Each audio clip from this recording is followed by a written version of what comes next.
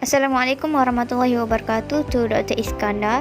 Today our group, which is me, Nur Ain Hanani binti Ramli, my partners Nurul Awatif Muhammad Aspi and Nurul Najiha Muhammad Sata, will present on Islamic politics and plural society. Malaysia is one of the Southeast Asian country and also known as a developing country that quite popular for its multiracial and multi-religious people. According to Department of Statistics Malaysia, the latest citizens of Malaysia is 29.7 million, consists of the ethnic group Bumi Putra, which are 69.6%, Chinese, which are 22.6%, Indian 6.8%, and others remain 0.1%, of which approximately 60% Muslims. According to Burton Benedict 1962, when one talks about satisfaction, one is talking about structure. When one talks about plural societies, one is usually talking about ethnic or cultural categories.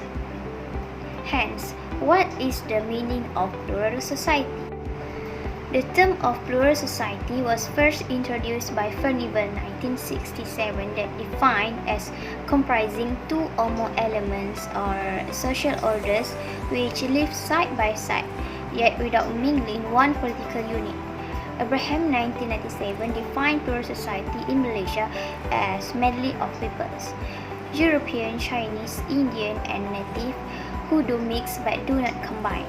Each group holds by its own religion, its own culture and language, its own ideas and ways. Let's look back in the history of the colonial era on how Malaya can turn into a plural society country. British have brought in a large-scale immigrant of Indian and Chinese into Malaya and have introduced a divide and rule policy. The Malays, the Chinese, and the Indians were never integrated as a one community, which geographically segregated these individual communities into three different areas and have resulting to the birth of plural society in Malaysia. Therefore, this presentation is attempted to discuss the Islamic polity in Malaysia. Our presentation also focuses on the impact of Islamic politics towards society with different ethnics and religions. First of all, let me explain of the application of Islamic politics to non-Muslims.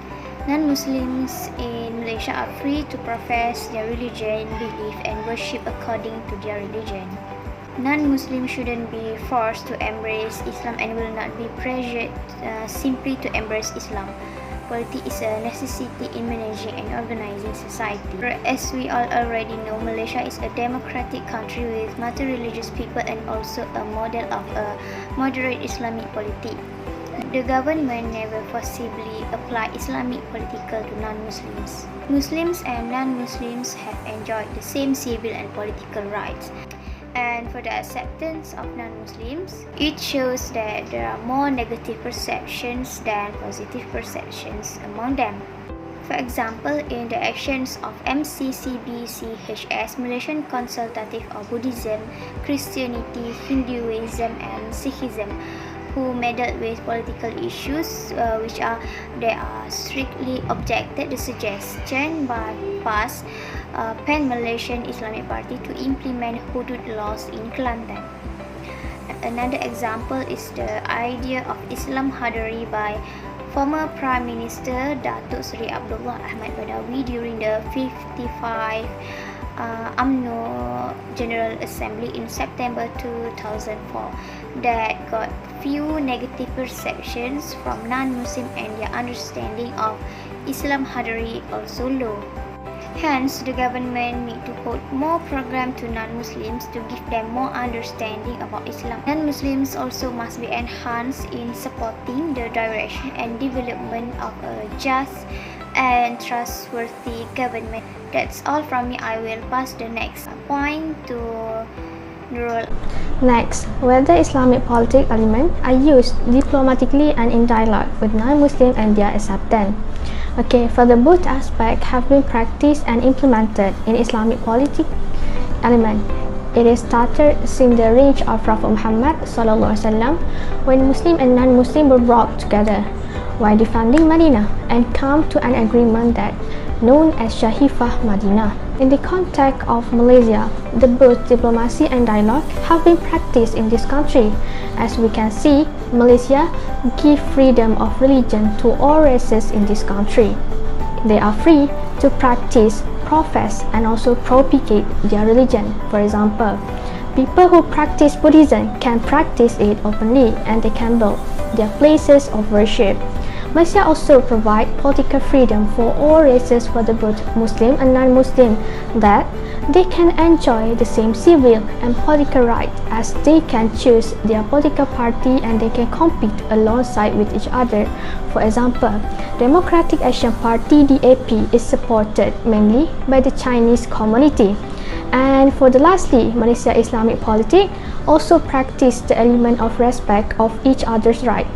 Due to diversity of races in this country, there are many differences among all Malaysians. So, the element of Islamic politics have been practiced to all nations to be tolerant with each other and also respect each other, whether in the context of way of life or costume.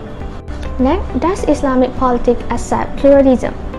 Okay, first of all, we have to know that pluralism is an agenda that erodes the faith of Muslims, and it cannot be translated as acceptance of the cultural diversity that exists in this country.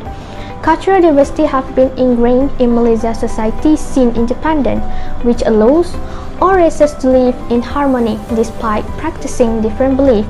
Meanwhile, the pluralism recognizes the equality of religion.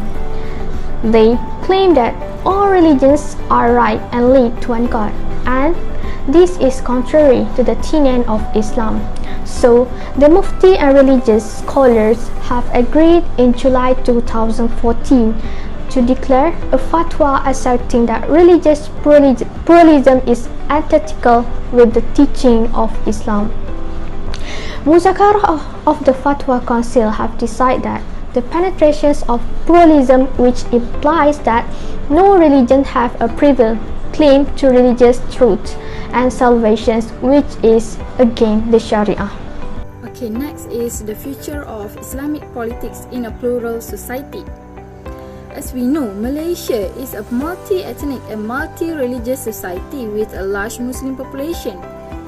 Since the mid-70s, Malaysia is seen as a revival of Islamic fundamentalism, which has increasingly strong political overtones in the 80s. And then, plural society in Malaysia is a factor that will determine the future of Islamic politics in our country, whether it is good or otherwise.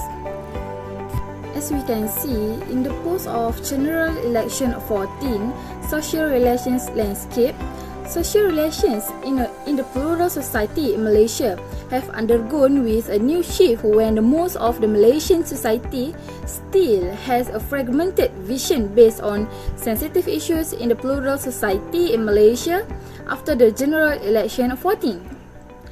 And then, after the Pakatan Harapan government began to rule the country, several sensitive issues have arisen in the plural society in Malaysia, and cause Malaysians have begun to follow the country's political development seriously. This can be seen through the various perceptions and issues raised by the community on political issues, especially in social media. Further, there are various sensitive issues that have been successfully resolved guided by the Islamic guidelines. This is because politics and Islam are inseparable from each other. Lastly, in conclusion, we can conclude that Islam accepts pluralism in various spheres of human life, religion, cultures, politics, law, and others. This is because Islam accepts, values, and respects human beings in all their diversity, race, language, religion, and culture. It is clear that Islam is not just an individual religious belief, but it guarantees the establishment of a free society. That's all from our group. Thank you.